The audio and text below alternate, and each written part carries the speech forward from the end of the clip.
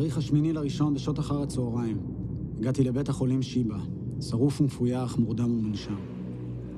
על תג היד שלי נקבע השם אלמוני בן 22. זוכרים את זה? חיים שלמים בשנה אחת.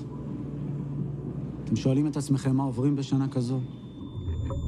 מתים.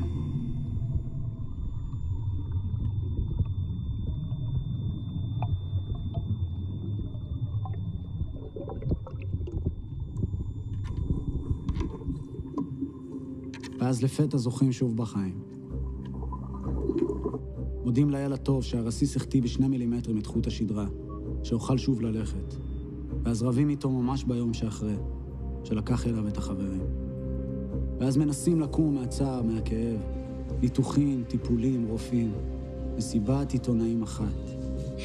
ופוף, אתה בחדר, מתחיל לאחות את השברים. בלילות מטייל עם הכלב ביער, לפעמים בין הבתים. מחשבות אל תוך החושך, לפני הזריחה, כשכולם עוד ישנים. בבוקר רוחז בילדים כמו שלא אחזתי בחיים. מנשק, אומר שאוהב, ואז יוצא אל היום, בוחר להמשיך. ולפעמים בורח, משתכר, מעשן על שפת כנרת, למרות שאלכוהול ותרופות לא חברים. אבל זה בסדר, אני מזכיר לעצמי שאין קווים ישרים בטבע, שבמים טהורים מדי לא חיים דגים. אני מתפלל מול שמיים כחולים, נקייה עננים. לאט לאט באו שירים, על הילד שהייתי, על הגבר שהפכתי, לעתים בעל כורחי. כותב על עם וארץ, ועל לב קודח מגעגועים. אלו שירי אובדן, שירי תקווה, שירים על היום שאחרי, שאני טועה אם אי פעם יגיע, שאני מצפה לו בכל ליבי. ואז מתחיל לחלום על הרגע, במה, להקה אנשים, בדמיון אני צועק בתוך החושך, ערב טוב ירושלים. ואז כפיים, אורות נדלקים.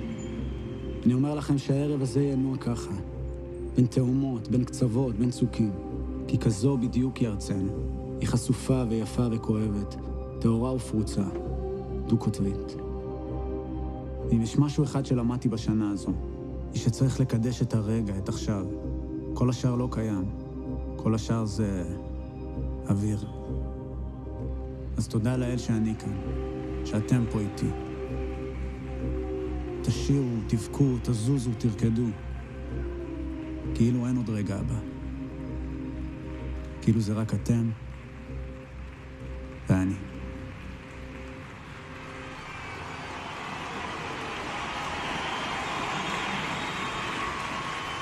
נזרעתי לחיים ידיי רקות, צרתי כל הוילדנים מחנק ברדיו. אחרי החושך, אחרי התאומות, לא מפחיד אותי למות, יותר מפחיד לא לחיות. זה לכל מי שחשד בי שאני אחר, שקיבלתי את האור שלי מן ההפקר. כשהמלאכים ירדו, השתחוו, אמרו אמן, הוא לא אדם רגיל, הוא סופרמן.